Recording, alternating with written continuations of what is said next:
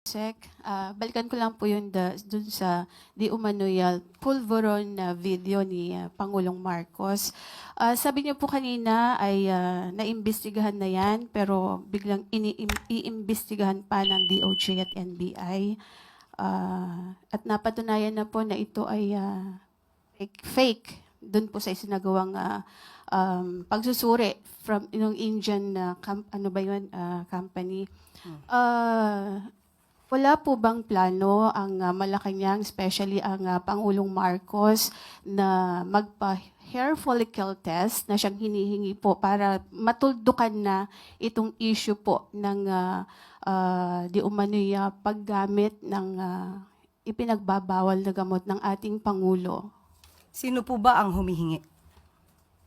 Marami po sa ating mga kababayan ang sa social media na nagre-react dito po sa ipinapalabas na video na ito. Actually, parang na-die down na po ito before dahil nga sasabi nga na Malacanang it's a fake.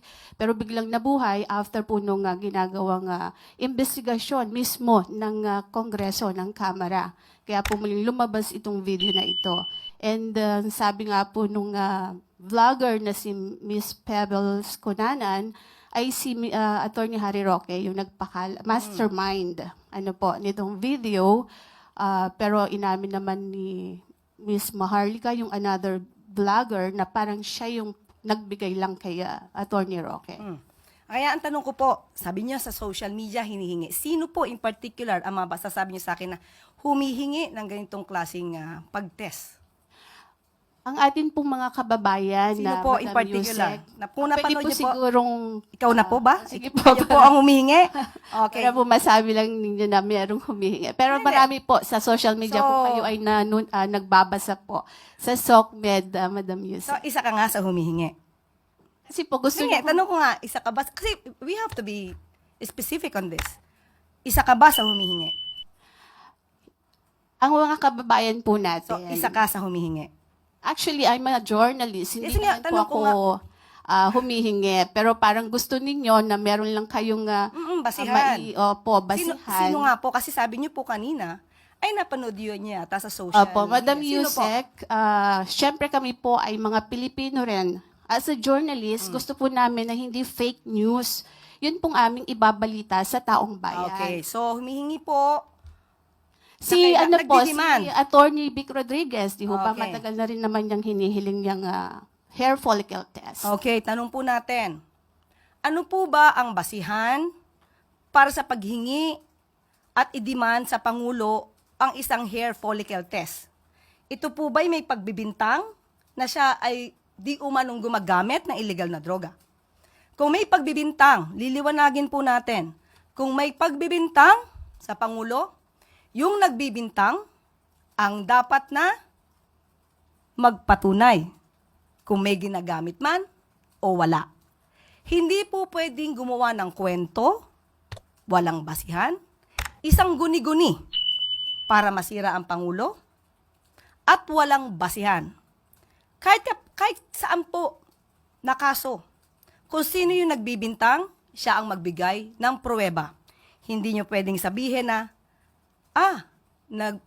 ito, gumagamit ka, patunayan mong hindi. Hindi po yon ang tamang logic. Kayo po na nagbibintang, kayong humihingi at nagdidiman sa Pangulo, kayo muna ang magpatunay na mayroon siyang ginagawang mali. Kapag wala po kayong napatunayan, wala po kayong karapatan humingi sa Pangulo ng anuman demand patungkol sa hair follicle test. Ang tapang, sobrang tapang po netong OFW nating kababayan na si Dean Chase, mga kababayan sa Amerika. Akalain nyo, mayroon siyang binulgar ngayon lang po mga kababayan na nakasulat mismo doon sa dokumento mga kababayan na kanyang ni-request na police record mga kababayan from Beverly Hills, California, LAPD Police Archive Department. Binulgar ni Dean Chase ang kanyang nabasa at kanya daw masasabi mga kababayan na itong si Madam Liza Araneta Marcos is 100% addict. Drug addict po raw mga kababayan eh. Nakasulat daw kasi doon sa dokumento na nagpositibo etong si Madam Admiral.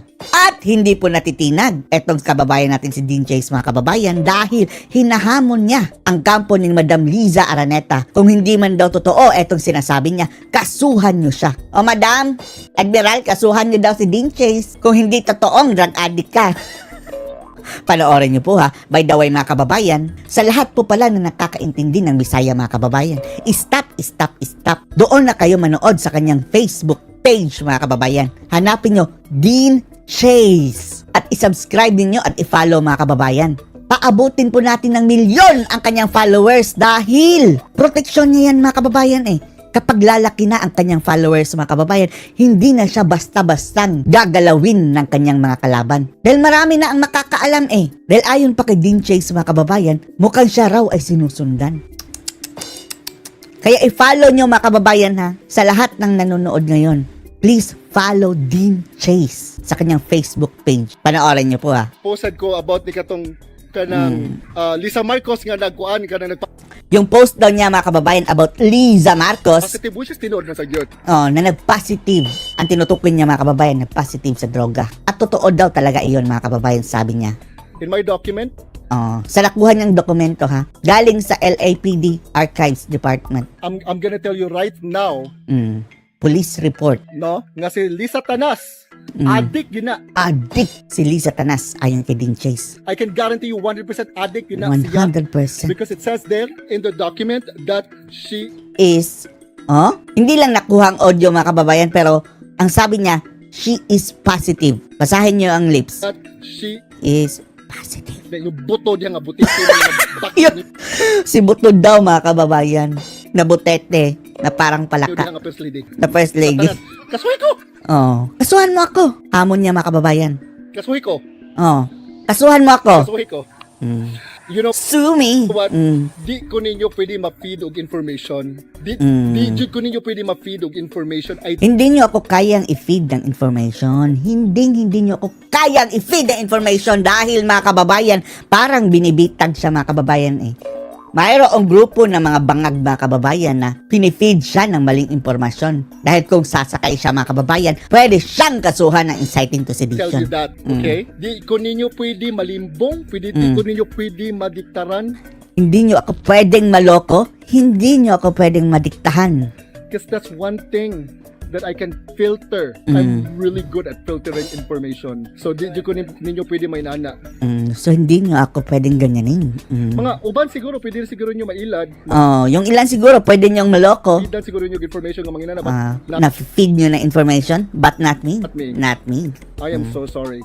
I'm going to stick to what I know. I'm going to be true to what I know. Dili ko maghimo-himo og storya. Hindi ako gagawa-gawa ng istorya. May hawak siyang dokumento mga kababayan eh, at yan ang kanyang pinagbabasihan. This is what I know. Kana sila sa Tanas, Yang si Liza Tanas, wala na nauli atong pagpit sa Jace. hindi yan umuwi noong March 10. Alas 5:58 Nung sinasabi nilang 5:58 a.m. No. diya sa Lunes sa Pilipinas. That would mean nga sila sa Tanas niuli siya ato pag Sabado pa lang sa gabi alas Dahil kung umuwi yun nung March 10 at 5 a.m., ibig sabihin, Saturday pa lang doon sa LA mga kababayan, lumipad na siya. Which is imposible daw mga kababayan, sabi ng Dean Chase. 11 diri sa Amerika. Because literally the hour difference is immense. Philippines and America puting layo Ang layo ng hour difference mga kababayan. Glagyo kig agwat. Malayo ang Day, agwat. literally. Night and day ang agwat. Nauna ang Pilipinas mga kababayan eh. Huli ang Amerika. So paano makakahabol ng Monday? In addition pa yan mga kababayan ha, na ang pinakamabilis na flight from America to Pilipinas is 16 hours minimum. Minsan pa nga umaabot pa nga ng 20 plus hours dahil mayroong mga delays. Tapos mayroon pang time difference. So paano nakaabot si Madam dito ng 5 a.m. ng Monday? Ang kalihaan sa atong oras, atong time zone. So this is what I know. Okay? This is what I know. Wala siya na uli diha. Hindi siya umuwi dito. Atong pagpitsa Jess nga nisulti si Claire kay baka ako ng piste. Nung March 10, nasabi ni Claire Castro, dahil sinungaling yung animal na yan, Oh, Utrosan na, oh, lalo pa yan. inatay, Inatay! Ano bang Tagalog ng inatay? and this is what I know as well. Si Satanas is an addict. Uli Satanas is an addict. Oh, sabi niya. Addictus benedictus. Addictus Inatay na benedictus. silang mga pamilyahan na sila. Kaba, si, Yung pamilya na yan, inatay daw mga kababayan. Yung inatay parang curse word din yan mga kababayan na parang jutang ginimis din. Pero wala pong direct na translation yan eh.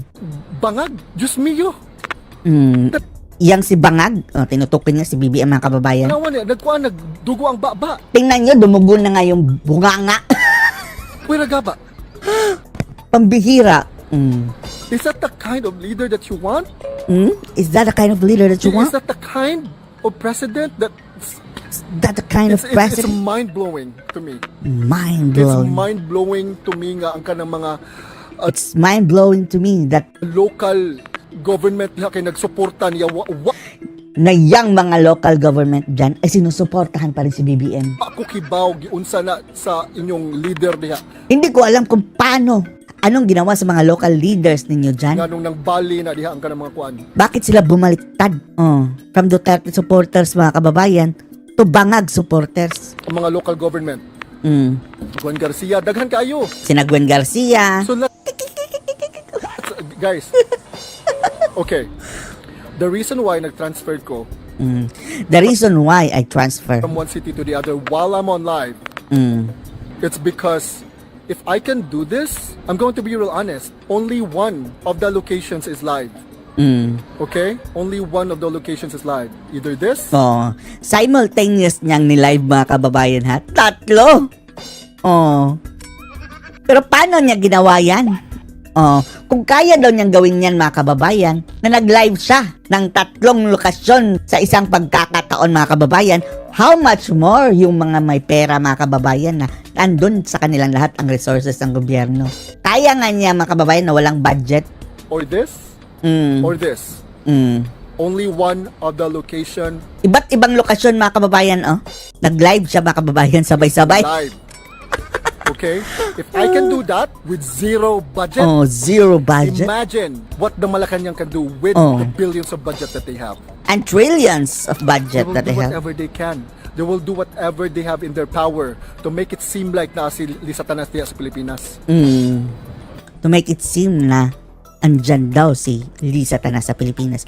Dahil ang kaduda-duda mga kababayan, although mayroon silang mga video na talaga mga kababayan.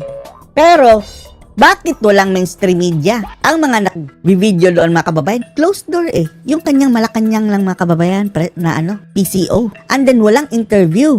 Hindi ina-address mga kababayan, like open talaga sa media ha, para dapat may media mga kababayan dahil kung nagsisinungaling sila, makakastigo natin personally ang media.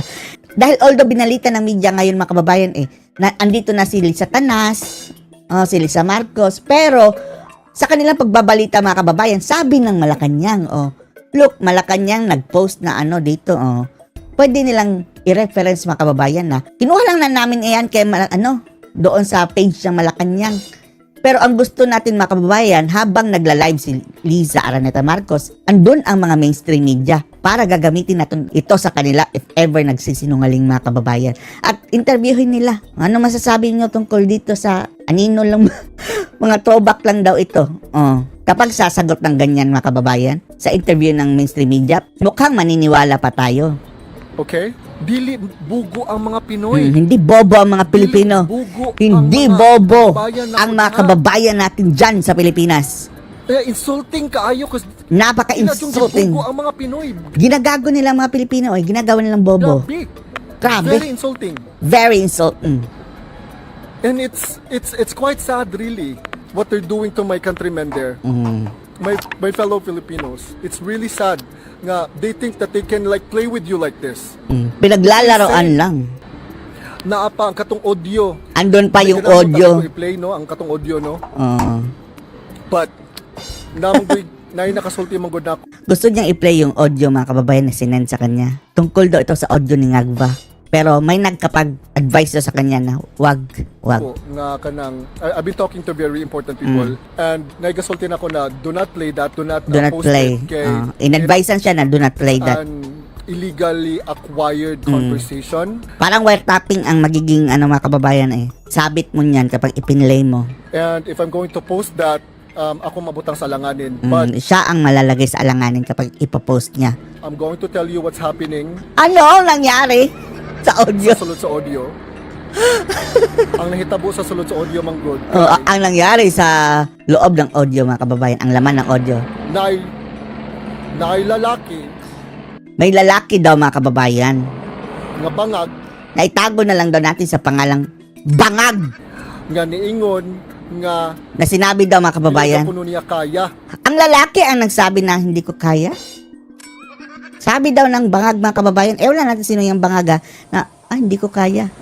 He can't take it daw kuno. He can't take it. Ana siya.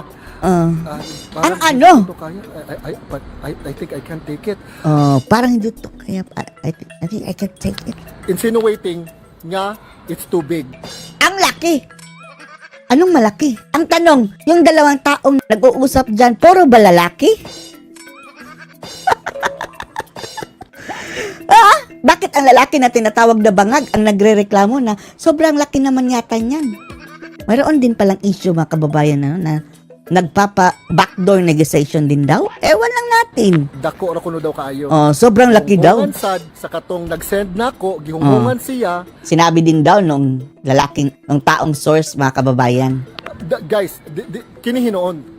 Sure ko nga tinuod ni siyang information. Dili na Pero eto, mga kababayan, sure daw siya na totoo yung impormasyon na yan. katong feed lang nga kanang fake information lang ba nga para makuan gani ko mabutang ko kanang kuan ma-insight ko for sedition. Hindi daw ito fake. Kini siya tinuod gini siya kay ingon siya nagkuan gyud siya kanang puti gyud yung ampo nga kanang haog hangyo nga Dahil ang kabilin-bilinan niya kay Dean Chase, mga kababayan, ay na wag dili na ko i-post ang kanyang ang identity. iyang identity. Public man iyang profile. Dahil public ang kanyang profile. Yung mga pictures yung mga family and everything.